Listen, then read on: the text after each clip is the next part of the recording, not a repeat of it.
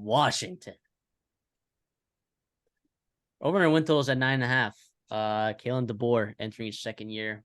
Wow. If you saw our coaches draft, second year coaches draft, you know that we're pretty high on this guy. And for good reason. I mean, 11-2 in his first year. 11-2. Whoa. That was awesome. Michael Penix, fantastic. McMillan Odunze out there, fantastic.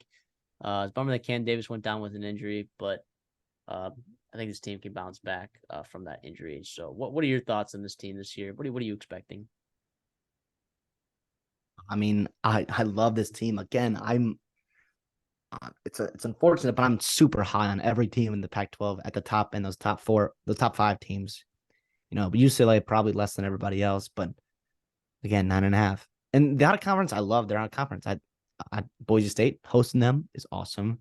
I know we're already pounding, at Michigan State in week 3, which is, kind of free money, but even it's another Power 5 team they got to play. Schedule dynamics, the back half, again, is loaded. Out of the bye, Oregon, Arizona State, at Stanford, at USC, Utah, at Oregon State, and finish up in the Apple Cup.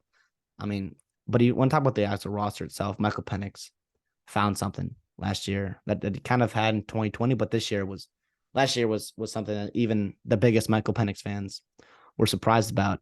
Ryan Grubb, offensive coordinator, is honestly one of the best returners on their team.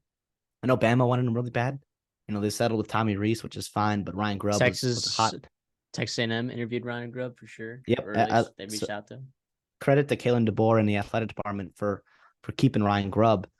Cam Davis, injury. So the problem is I was looking at key losses and I was making the PowerPoint. And I was like, they don't have many, right? They lost 2 guys that I can really think about, Alex Cook and Cam Bright, off the NFL. But Cam Davis, tough, preseason injury.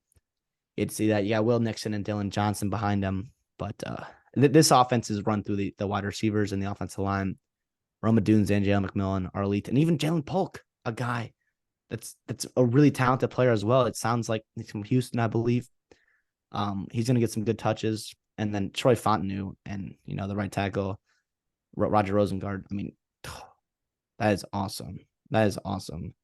Elite tackles, good guards, veteran play. I like Mateo Meli at center, even though they got to replace the offensive lineman there. I think, I don't know. The offense, everything you love about it, even defensively. Like last year, defensively, the numbers say it wasn't bad stopping the run.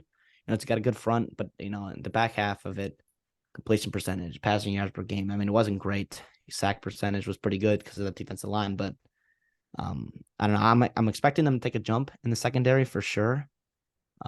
You got Jabbar Muhammad from Oklahoma State. That was a big get. Opposite him was Elijah Jackson. Elijah Jackson had a great spring for Washington. That staff is really excited. He finally came on for him. Devin Banks is a ball hawker that they like. Darren Bankins can play inside or outside. You got Asa Turner and Dominic Hamilton at secondary that they like as well. But I mean, the real talent is Berlin Trice right on the edge. I mean, everybody knows about him. He'll be all over NFL draft board. Scouts love him and his production and his measurables. But even like, Fatui Tuleti, right? In the defensive interior, they got some guys that have pretty hard names to pronounce. Tuli and Ulamo Ali, but you still believe in him, right? You still like him a lot. Linebacking core, I don't know much about. I'm kind of it's a wait and see approach there with the linebackers. But what say you? Yeah, I think your defense will be fine. I think it'll be fine. I do. Yeah, what makes this team appealing to me is just their offense is all back. That's what makes it appealing. I think the defense will be fine. If it's like, look, they can manage to force some turnovers, maybe get a little bit more pressure on the. I mean, they did a good job getting to the quarterback last year. So, yeah, like you said, the schedule is that those last 4 weeks are pretty brutal. And by that time, if your offensive line, which is it that deep? Is it a really deep offensive line? I mean, well, I don't know about deep. It's not deep, but in terms of 1 through 5 is 1 through 5 is good. But I'm saying like if you have a couple injuries there, right, and by the time you get late in the season, that could be an issue when you play a team like Utah or Oregon State, who have some pretty good boys up front there. So When we know Not Utah is not going to be, lacking for offensive linemen there. yeah. God, So God. I'm I push with Washington at 9.5. Really high on Kalen DeBoer. Really high on this team. Really high on McMillan. I mean, I drafted him in our fantasy quarterback draft. So and I'm I pretty got sure I got a Dunze. yeah, and you got Dunze. I took Michael Penix. I think that wasn't that my quarterback pick. Yeah. Um, And I think so what's crazy is they had 0 players drafted last year. Like on an 11-2 yeah, team, 0 drafted. They're all back. And it's not that we're projecting like regression to the mean, right? It's not that we think it was a fluke, but in terms of betting the over, I depth.